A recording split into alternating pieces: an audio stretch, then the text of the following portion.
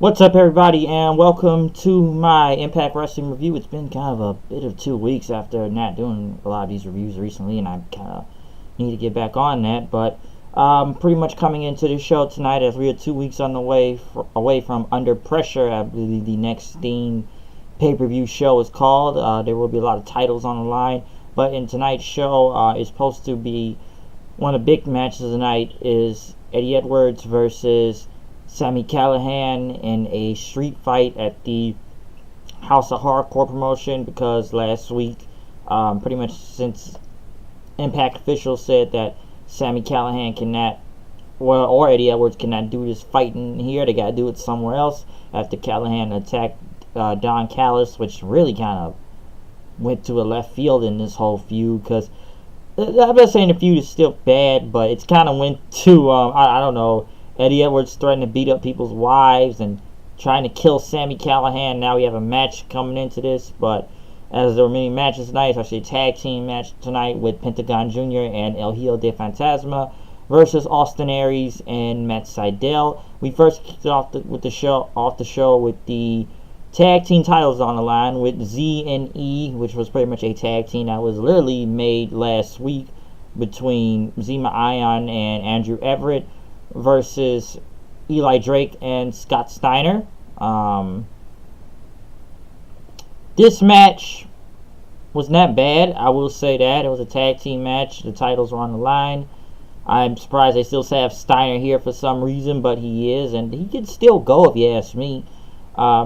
Pretty much, the match was kind of ending in a screwy way since Steiner had got a chair, was trying to hit one of, I believe, DJ Z with it, and he accidentally hit Eli Drake with the chair, pretty much causing that to have Everett hit a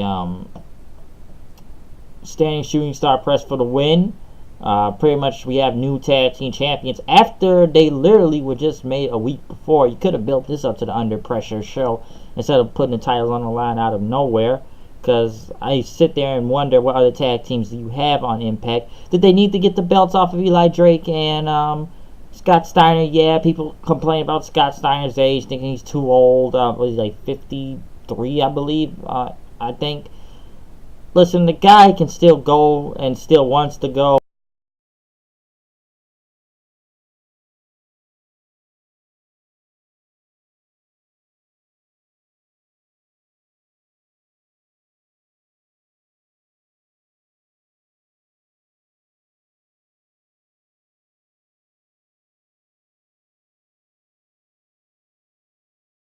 Get this guy back near the main event. Scott Steiner, I don't know. You want to keep him around and do more matches? I wouldn't mind. Just have him cut more promos. As for Andrew Everett,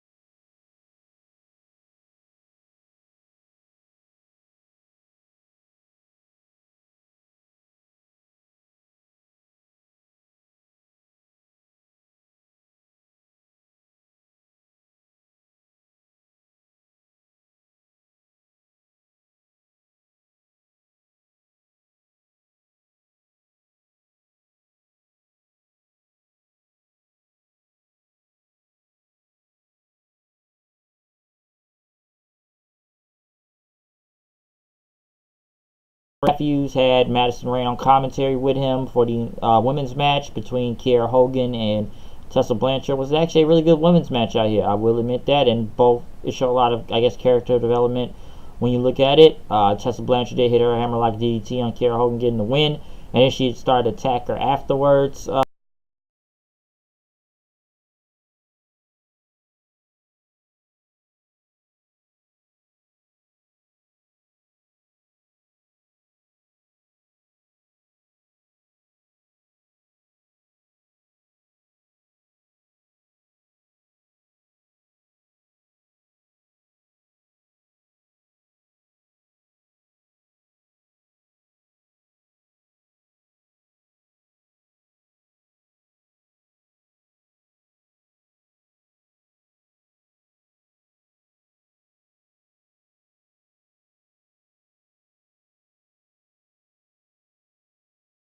winner back in this company years ago. They never mentioned that, and they're trying to figure out who's taking out all these people with these X signs on them.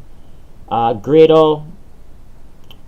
Well, Grado was pretty much yelling at Congo Khan, Jimmy Jacobs, thinking they had something to do with taking out Joseph Park as Jimmy Jacobs. I'm not a bad guy, I'm a good guy, but we rather have Abyss. We don't care about Joseph Park.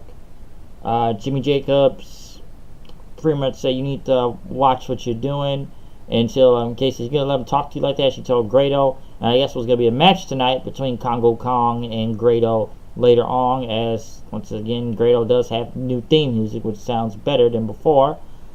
Pentagon Jr. and El Hijo de Fantasma, which actually has subtitles for the promos, which actually for once had a Pentagon Jr. promo and subtitles, as they were Team Sierra Medio, Pure Sierra Medio, or Zero Fear, and that El Hijo de Fantasma is pure chocolate. I still don't know why he calls him El Champion de Chocolate or the Chocolate Champion.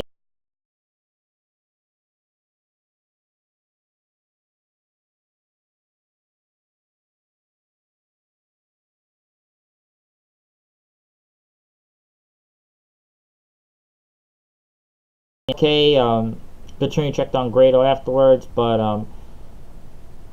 Congo Kong continued to attack Grado. Was going to do the same thing he did to Johnny Impact, on to the steel steps until Moose came out for the save.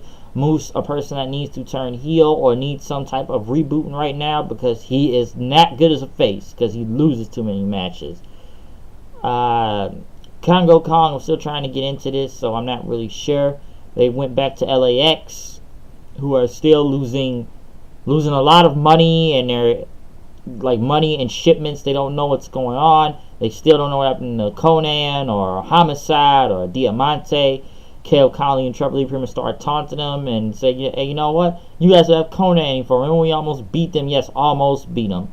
Until until pretty much Santana Ortiz just pretty much told Lee and Conley to move as they pretty much started mocking LAX then as they walked away. Tommy Dreamer was talking to Eddie Edwards in the back, I guess coaching him, saying this is over.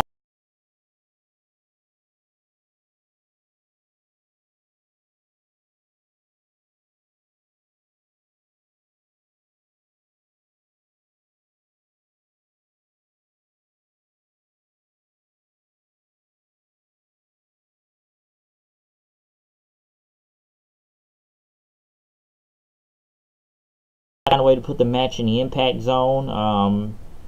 The match was okay, and then Edwards pretty much started choking out Callahan with a bat until security and other wrestlers had to break it up, as Tommy Dreamer just looked at Edwards and says, you know, you're better than this. You're better than this.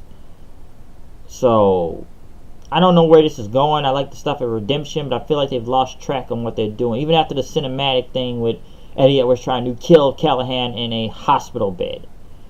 So I don't know where this feud's going to continue, and they try to put Don Callis heavily into this, but we'll see what happens. The Brian Cage World Tour is still going on as he wrestled in Canada against, what's the guy's name, Facade or something, or Facade, in Destiny Pro Wrestling, and Cage got the win. A lot of video edits. First he wrestled at Pro Wrestling Noah, which is actually a better match, but some people said that was in the summer of 2017. This was not a bad match. I know they're trying to make Cage look dominant as possible, but he's got to come back and beat somebody else now.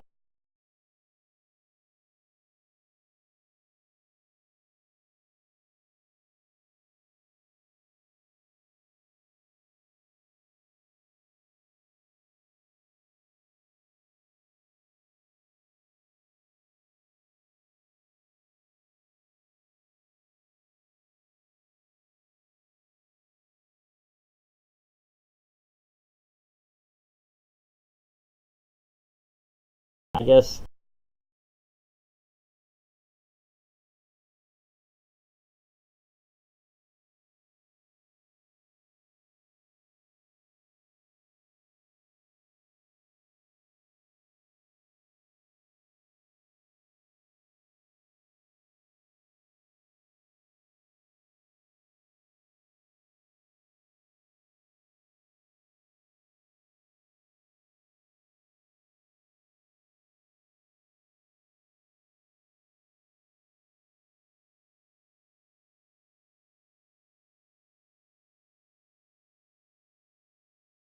use like a pyro type of thing and shoot out of Su Young's mouth to cremate her, I guess.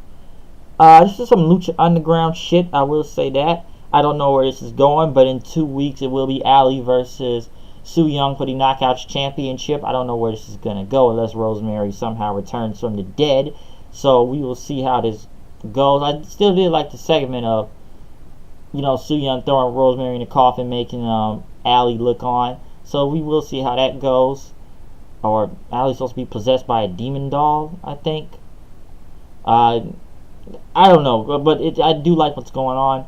In the main event, we have Pentagon Jr. and El Hijo de Fantasma versus Austin Aries and Matt Sydal. Pretty much all four of these guys have